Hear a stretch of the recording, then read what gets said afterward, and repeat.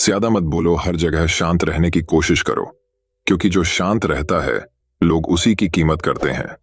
मौन में इतनी शक्ति है कि वह किसी को भी आकर्षित कर सकता है। इसी के पीछे का एक गहरा रहस्य हम आज के इस वीडियो में कहानियों के माध्यम से जानेंगे। तो बिना देर किए चलिए उन कहानियों की शुरुआत करते हैं। पहली कहानी, ऊंचे पहाड़ों और हरे भरे जंगलों के बीच बसे एक अनोखे शहर में नितिन नाम का एक आदमी रहता था। नितिन को पूरे शहर में साइलेंस पर्सन के नाम से जाना जाता था। उनके पास एक दुर्लभ उपहार था, बिना एक शब्द कहे लोगों को मोहित करने और आकर्षित करने की क्षमता। उनकी खामोशी बहुत कुछ कहती थी, लोगों को चुंबक की तरह उनकी ओर खींचती थी। नितिन की रहस्यमयी आभा ने उसके रास्ते में आने वाले हर किसी की जिज्ञासा को बढ़ा दिया। कुछ लोग फुसफुसाते थे कि उसने जंगल की आत्माओं के साथ एक समझौता किया है, जबकि अन्य का मानना था कि उसके भीतर शाश्वत शांति का रहस्य छिपा है। अफवाहों के बावजूद एक बात निश्चित थी, नितिन की उपस्थिति का उसके आसपास के लोगों पर गहरा प्रभाव पड़ा। दूर दूर से लोग नितिन की एक झलक पाने के लिए उसकी मूक उपस्थिति के जादू का अनुभव करने की उम्मीद में शहर की यात्रा करते थे। वे उसके साथ मौन बैठे रहते थे और उसकी शांत ऊर्जा का आनंद लेते हुए उन्हें शांति का एहसास होता था। अपनी चुप्पी के बावजूद नितिन एक महान कहानीकार थे। अपनी अभिव्यंजक आंखों और सौम्य हाव भाव के माध्यम से वह नैतिकता और ज्ञान की कहानियां बुनते थे, जिससे उनके श्रोता मंत्रमुग्ध हो जाते थे। उनके पास एक भी शब्द बोले बिना गहन शिक्षा देने का एक तरीका था, जिससे उनके दर्शकों को जीवन पर एक नया दृष्टिकोण मिला। एक दिन रोहन नाम का एक परेशान युवक नितिन की रहस्यमय उपस्थिति में सांत्वना पाने की उम्मीद से उसे ढूंढने लगा।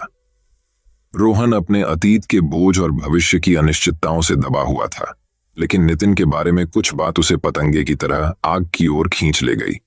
जैसे ही रोहन नितिन के पास शहर की ओर देखने वाली कायदार चट्टान पर बैठा, नितिन ने उसे प्राचीन ज्ञान से चमकती आंखों से देखा। एक भी शब्द कहे बिना नितिन ने अभिव्यंजक इशारों की एक श्रृंखला के माध्यम से संवाद करना शुरू कर दिया। प्रत्येक गतिविधि अपनी खुद की एक कहानी कह रही थी। रोहन आश्चर्य से देखता रहा जब नितिन की मूक कहानी उसके सामने खुल गई। नितिन के शरीर के सूक्ष्म बदलावों और उसके हाथों की कोमल हरकत के माध्यम से रोहन ने अपने स्वयं के संघर्षों को प्रतिबिंबित होते देखा, लेकिन उसने मुक्ति और आंतरिक शांति की दिशा में एक रास्ता भी देखा। मौन संवाद के उस क्षण में रोहन को अपने कंधों से एक भार उतरता हुआ महसूस हुआ। ऐसा लग रहा था जैसे नितिन ने अपने भीतर छिपे सच को उजागर कर लिया हो, एक ऐसा सच जिसमें उसे उसके बोझ और डर से मुक्त करने की ताकत थी। नितिन के मौन मार्गदर्शन का कितना गहरा असर हो रहा है, इसका एहसास होते ही रोहन की आंखों में आंसू आ गए। उस दिन के बाद से रोहन अक्सर नितिन की तलाश करता, उसके पास चुपचाप बैठा रहता और वह नितिन के अस्तित्व के ताने बाने में बुने हुए पाठों को आत्मसात कर लेता। नितिन की मूक कहानियों के माध्यम से रोहन को अपने अतीत का सामना करने का साहस, अपने डर का सामना करने की ताकत और वर्तमान क्षण की सुंदरता को अपनाने की बुद्धि मिली। जैसे जैसे समय बीतता गया, शहर को रोहन में बदलाव नजर आने लगा। उन्होंने अब दुनिया का भार अपने कंधों पर नहीं उठाया, इसके बजाय वह अपने कदमों में एक नई चमक और आंखों में चमक के साथ चला। जब रोहन से उसके परिवर्तन के स्रोत के बारे में पूछा गया, तो वह बस मुस्कुराया और नितिन की ओर इशारा किया। वह मौन व्यक्ति, जिसके शब्द किसी भी बोली जाने वाली भाषा से अधिक जोर से बोलते थे, और इसलिए नितिन ने अपनी मूक कहानियां बुनना जारी रखा और अपने गहन ज्ञान और अटूट उपस्थिति से उनके रास्ते में आने वाले सभी लोगों के जीवन को छुआ। शोर और अराजकता से भरी दुनिया में नितिन स्थिरता और शांति के प्रतीक के रूप में खड़े थे और अपने आसपास के लोगों को मौन की शक्ति और शांति के जादू की याद दिलाते थे। तो दर्शकों, चलिए अब हमारे दूसरे कहानी की शुरुआत करते हैं। दूसरी कहानी, मौन की प्रतिध्वनि। हरी भरी पहाड़ियों के बीच बसे एक अनोखे गांव में सुशांत नाम का एक आदमी रहता था। सुशांत पूरे गांव में एक भी शब्द बोले बिना दूसरों को मोहित करने की अद्भुत क्षमता के लिए जाने जाते थे। लोग उसके चारों ओर इकट्ठा हो जाते थे, एक अदृश्य शक्ति द्वारा खींचे जाते थे जो उसकी गहन चुप्पी की गहराई से निकलती थी। सुशांत की खामोशी में इतना वजन था जो किसी भी शब्द से ज्यादा जोर से बयां कर सकता था। उसकी आंखों में इतनी गहराई थी कि मानो उसने सदियों का सुख और दुख, ज्ञान और मूर्खता देखी हो। जब वह गांव के चौराहे पर प्राचीन बरगद के पेड़ के नीचे बैठता था, तो गांव वाले उसके चारों ओर इकट्ठा हो जाते थे। जो उसके चारों ओर की रहस्यमयी आभा का आनंद लेने के लिए उत्सुक होते थे। एक दिन रवि नाम का एक युवक सुशांत के पास आया। उसकी चुंबकीय चुप्पी के पीछे के रहस्य को जानने के लिए उत्सुक था। रवि हमेशा से बकबक करता था और हर पल को अपनी अंतहीन बकबक से भर देता था, लेकिन सुशांत की उपस्थिति में उन्होंने खुद को अजीब तरह से शांत पाया, जैसे कि बोलने मात्र से ही शांति का वह नाजुक कोकून टूट जाएगा जो उनके ऊपर छाया हुआ था। सुशांत ने रवि को अपने पास बैठने का इशारा किया और जब गांव वाले इंतजार कर रहे थे तो उसने अपनी खामोशी के धागों से एक कहानी बुननी शुरू कर दी। उनके हाव भाव बहुत कुछ बयां करते थे। प्रेम और हानि, आशा और निराशा के ज्वलंत परिदृश्य चित्रित करते थे। उसकी आंखों में रहस्य की चमक थी जो रवि को अपने विचारों की भूल भुलैया में गहराई तक उतरने के लिए आमंत्रित कर रही थी। जैसे जैसे घंटे बीतते गए, रवि ने खुद को सुशांत की मूक कथा से मंत्रमुग्ध पाया। प्रत्येक विराम, प्रत्येक भाव में ज्ञान का भार था जो उनकी आत्मा की गहराई में प्रतिध्वनित होता था। खाली नहीं थी सुशांत की चुप्पी, यह हजारों अनकही कहानियों की गूंज से गर्भवती थी जो सुनने के इच्छुक लोगों द्वारा उजागर होने की प्रतीक्षा कर रही थी। इसके बाद के दिनों में रवि उस रहस्यमय आरशी से और अधिक जानने के लिए उत्सुक होकर, जो उसका मूक गुरु बन गया था, गांव के चौराहे पर लौट आया। साथ में उन्होंने मानवीय भावनाओं के दायरे का पता लगाया, एक कुशल कारीगर की विनम्रता के साथ जीवन की जटिल टेपेस्ट्री को उजागर किया।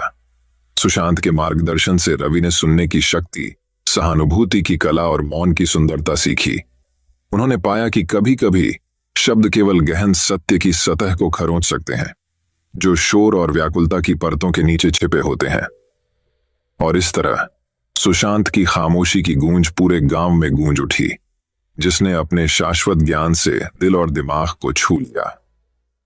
दूर दूर से लोग प्राचीन बरगद के पेड़ के नीचे बैठकर उस मूक सिम्फनी को ध्यान से सुनते थे जिसे सुशांत ने शालीनता और विनम्रता के साथ संचालित किया था। और जैसे ही सूरज पहाड़ियों के पीछे डूब गया, गांव के चौराहे पर लंबी छाया डालते हुए सुशांत शांत चिंतन में बैठ गया। उसकी नजर क्षितिज पर टिकी हुई थी जहां आकाश पृथ्वी से मिलता था। उन्होंने मौन की भाषा में अपनी आवाज पाई थी, एक भी शब्द बोले बिना बड़ी मात्रा में बोलना, शोर के कोलाहल से घिरी दुनिया में प्रकाश की एक किरण। और इसलिए मुंह की अर्शी, सुशांत की कथा उन लोगों के दिलों में जीवित रही जो उनके ज्ञान से प्रभावित हुए थे। एक ऐसी दुनिया में मौन की स्थायी शक्ति का एक प्रमाण जो सुनना भूल गया था। तो दर्शकों, चलिए अब हमारे तीसरी कहानी की शुरुआत करते हैं। तीसरी कहानी, शोर शराबे। और शोर शराबे से भरे एक हलचल भरे शहर में हेनरी नाम का एक आदमी रहता था जो बहुत कम बोलता था। हेनरी को एक मूक पर्यवेक्षक के रूप में जाना जाता था जो चुपचाप एक शांतिपूर्ण आभा के साथ अपने दिन बिताते थे, जो उनके आसपास के लोगों को आश्चर्यचकित कर देता था। शब्दों की कमी के बावजूद लोग उनकी ओर आकर्षित होते थे। उनकी गहरी चिंतनशील आंखों के पीछे छिपे रहस्यों के बारे में उत्सुक होते थे। हेनरी की चुप्पी शर्मीलेपन या आत्मविश्वास की कमी के कारण नहीं थी। इसके विपरीत उन्होंने एक शांत शक्ति का परिचय दिया जिससे उनके रास्ते में आने वाले लोगों को सम्मान मिला। कई लोगों को आश्चर्य हुआ कि इतना आरक्षित व्यक्ति एक भी शब्द बोले बिना दूसरों का ध्यान कैसे आकर्षित कर सकता है। और इस तरह हेनरी द साइलेंट की किंवदंती पूरे शहर में फैल गई। एक दिन लिली नाम की एक युवा महिला हेनरी के पास आई जब वह पार्क में एक बेंच पर बैठा था और अपने आसपास की दुनिया को देख रहा था। वह बिना एक शब्द कहे लोगों को आकर्षित करने की उसकी क्षमता के बारे में उत्सुक थी और वह उसके रहस्य को समझने के लिए उत्सुक थी। हेलो हेनरी, लिली ने उसके बगल की सीट लेते हुए धीरे से कहा। हेनरी ने उसकी ओर देखा, उसकी आंखें दयालुता और ज्ञान से भर गईं। हेलो लिली, हेनरी ने सौम्य मुस्कान के साथ उत्तर दिया। आप इसे कैसे करते हैं? लिली ने पूछा। उसकी जिज्ञासा बढ़ी। आप लोगों को कैसे आकर्षित करते हैं और बिना बोले उनका ध्यान कैसे खींचते हैं? हेनरी एक पल के लिए रुका, मानो अपने उत्तर पर विचार कर रहा हो। आखिरकार वह इतनी धीमी आवाज में बोला कि लिली को उसे स्पष्ट रूप से सुनने के लिए झुकना पड़ा। हेनरी ने शुरू किया। मैंने सीखा है कि संवाद करने के लिए शब्द हमेशा आवश्यक नहीं होते हैं। मौन की अपनी भाषा होती है, वह जो बिना किसी शोर या ध्यान भटकाए अपनी बात कहती है। जब हम अपने दिमाग को शांत करते हैं और अपने दिल से सुनते हैं तो हम खुद को गहरे स्तर पर समझने के लिए खोलते हैं। लिली हेनरी के शब्दों से मंत्रमुग्ध थी। हर शब्दांश को ऐसे पकड़ रही थी मानो वह उसके चारों ओर जहान का जादू बुन रहा हो। उसने महसूस किया कि सच्चा संचार केवल हमारे द्वारा बोले गए शब्दों के बारे में नहीं है, बल्कि हमारे द्वारा व्यक्त की गई ऊर्जा और हमारी उपस्थिति के बारे में है। जैसे जैसे दिन हफ्तों में बदल गए, लिली ने हेनरी के साथ अधिक समय बिताया, उनकी मूक शिक्षाओं को आत्मसात किया और उनके आसपास की दुनिया के साथ बातचीत करने के तरीके को देखा। उसने देखा कि कैसे लोग उसके शांतिपूर्ण व्यवहार और गहन अंतर्दृष्टि से आकर्षित होकर उसकी ओर आकर्षित होते थे। एक शाम जब वे तारों के नीचे बैठे थे, लिली ने अंततः हेनरी से वह प्रश्न पूछने का साहस जुटाया जो उसके दिमाग में चल रहा था। लोगों को आकर्षित करने और उनके जीवन में बदलाव लाने की कुंजी क्या है? लिली ने पूछताछ की। उसकी आंखें मार्गदर्शन की तलाश में थीं। हेनरी ने उसे जानने वाली मुस्कान के साथ देखा। उसकी आंखों में शरारत का भाव झलक रहा था।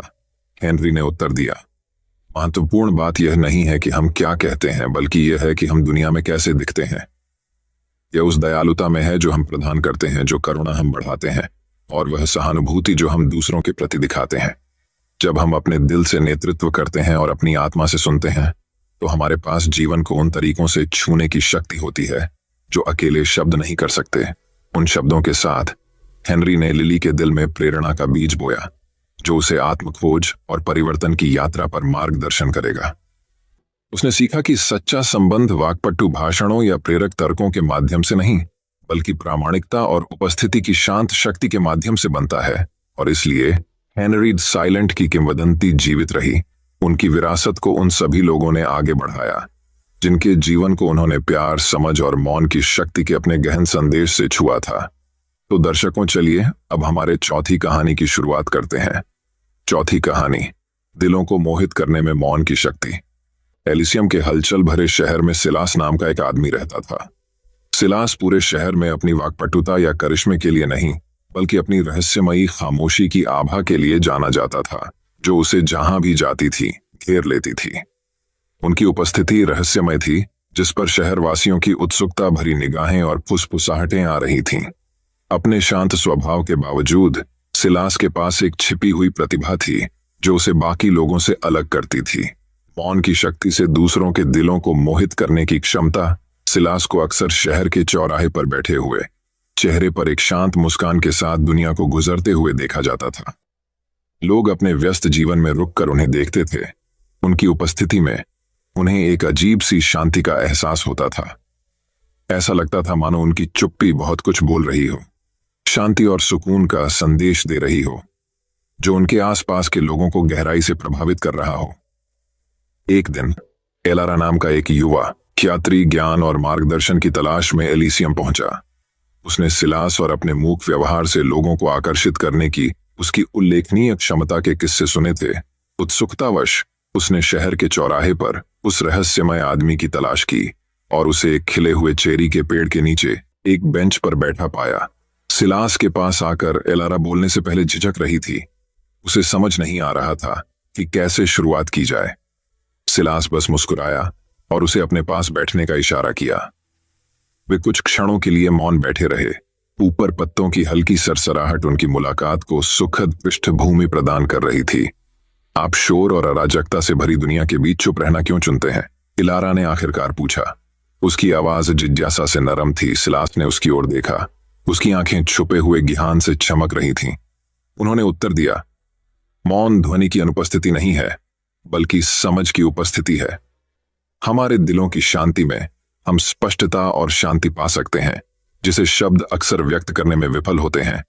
जैसे ही वे बात कर रहे थे, एलारा ने सिलास की शांत बुद्धि और गहन अंतर्दृष्टि द्वारा निर्देशित होकर दुनिया को नई आंखों से देखना शुरू कर दिया। उसने सीखा कि सच्चे संचार के लिए हमेशा शब्दों की नहीं, बल्कि खुले दिल और सुनने वाले कान की जरूरत होती है। सिलास ने उसे पल में मौजूद रहने का महत्व सिखाया। बिना किसी निर्णय या पूर्व कल्पना के दूसरों को सही मायने में सुनने का सप्ताह महीनों में बदल गए और एलारा ने सिलास के साथ अपनी बातचीत से खुद को बदला हुआ पाया। वह अपने आसपास के लोगों की भावनाओं और जरूरतों के प्रति अधिक जागरूक हो गई और दयालु हृदय के साथ आराम और समर्थन प्रदान करने लगी। शहरवासियों ने उसमें बदलाव देखा। वे अब उसमें दिखने वाली सौम्य शक्ति और बुद्धिमत्ता की ओर आकर्षित हुए। एक दिन इलीसियम पर एक संकट आ गया, जिससे शहर को भय और अनिश्चितता से विभाजित करने का खतरा पैदा हो गया। सिलास हवा में अशांति को महसूस करते हुए शहर के चौराहे पर खड़ा हो गया और मौन के लिए अपने हाथ उठाए। भीड़ शांत हो गई, उनकी निगाहें सामने खामोश आदमी पर टिक गईं। सिलास ने कहा, अराजकता के क्षणों में हमें मौन में सांत्वना ढूंढनी चाहिए। उसकी आवाज नरम लेकिन प्रभावशाली थी, क्योंकि यह हमारे दिल के शांत स्थानों में है कि हम आशा और साहस की फुसफुसाहट सुन सकते हैं। उनके शब्द शहरवासियों के मन में गूंज गए, जिससे उनमें एकता और संकल्प की भावना जागृत हुई। साथ में उन्होंने संकट का डटकर सामना किया। उनकी आत्माएं सिलास की शांत शक्ति और अटूट विश्वास से उत्साहित थीं, और इस प्रकार सिलास की कथा, वह व्यक्ति जो अपनी चुप्पी के माध्यम से बहुत कुछ बोलता था, दूर दूर तक फैल गई। उनकी विरासत उन लोगों के दिलों में जीवित रही जिन्हें उन्होंने छुआ। उन्हें शोर से भरी दुनिया में शांति की शक्ति की याद दिलाती रही। अंत में सिलास को उसके द्वारा कहे गए शब्द नहीं, बल्कि उसके रास्ते में आने वाले सभी लोगों की आत्माओं पर उसकी चुप्पी का गहरा प्रभाव परिभाषित करता है। और उस सरल सत्य में सबसे बड़ा सबक निहित है कि कभी कभी सबसे शक्तिशाली संदेश वे होते हैं जो अनकहे रह जाते हैं। दोस्तों, मैं उम्मीद करता हूं कि यह कहानी सुनने से आपके जीवन में अच्छे बदलाव आए होंगे। आपको इस वीडियो से क्या सीखने मिला, ये कमेंट करके जरूर बताएं, और अपने परिवार, दोस्तों या आपके करीबी इंसान के साथ ये कहानी शेयर करके उन्हें भी इस ज्ञान से परिचित करवाएं। बाकी अगर आपको ये वीडियो दिल से अच्छी लगी हो, तभी इस वीडियो को लाइक कर देना, और आपने अब तक इस चैनल को सब्सक्राइब न किया हो तो चैनल को सब्सक्राइब भी जरूर कर देना। आपका हर दिन शुभ हो और खुशियों से आपका जीवन भर।